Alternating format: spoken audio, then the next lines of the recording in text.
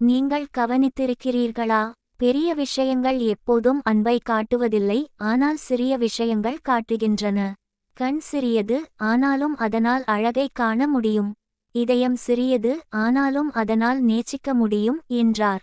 அந்த குழந்தை அன்று இரவு வீட்டிற்குச் சென்று வானத்தை பார்த்து மெதுவாக, தேவன் நட்சத்திரங்களை படைத்தார், என்னையும் படைத்தார் என்று முணுமுணுத்தது. பாடம்: தேவனுடைய மகத்துவம் நட்சத்திரங்களை படைப்பதில் மட்டுமல்ல, மனிதர்கள் மீது அக்கறை காட்டுவதிலும் வெளிப்படுகிறது. கதை 3. சந்திரனின் கீழ் விவசாயி. ஒரு ஏழை விவசாயி தினமும் கடினமாக உழைத்தார், ஆனாலும் அவரது பயிர்கள் பெரும்பாலும் தோல்வியடைந்தன. ஒரு நாள் இரவு, சோர்வாகவும் மனச்சோர்வுடனும் இருந்த அவன் வெளியே படுத்துக்கொண்டு நிலவையும் நட்சத்திரங்களையும் உற்று நோக்கினான். அவன் ஜெபித்தான். ஆண்டவரே, நீர் வானங்களை கட்டுப்படுத்துகிறீர்.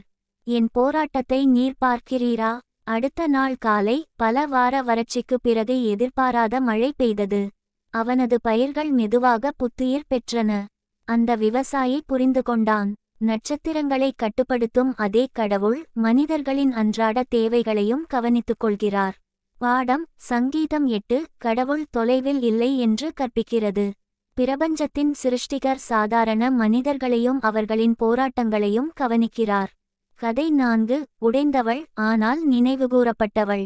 தன் வேலையை இழந்த பிறகு தான் மறக்கப்பட்டதாக உணர்ந்த ஒரு பெண் ஒரு மாலை பொழுதில் தனியாக அமர்ந்திருந்தாள். பழைய புகைப்படங்களை புரட்டிக் கொண்டிருந்தபோது தான் யாருக்கும் தெரியாதவளாக உணர்ந்தாள். அந்த இரவு அவள் நட்சத்திரங்களை பார்த்து சங்கீதம் 8 நினைவுகூர்ந்தாள்.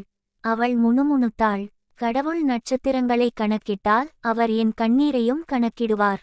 அந்த வாரத்தின் பிற்பகுதியில் அவளுடைய திறமைகளை நினைவில் வைத்திருந்த ஒரு நண்பர் மூலம் அவளுக்கு எதிர்பாராத வேலை வாய்ப்பு கிடைத்தது. பாடம்: நாம் கவனிக்கப்படாதவர்களாக உணரும்போதும் கடவுள் நம்மை ஒருபோதும் மறப்பதில்லை.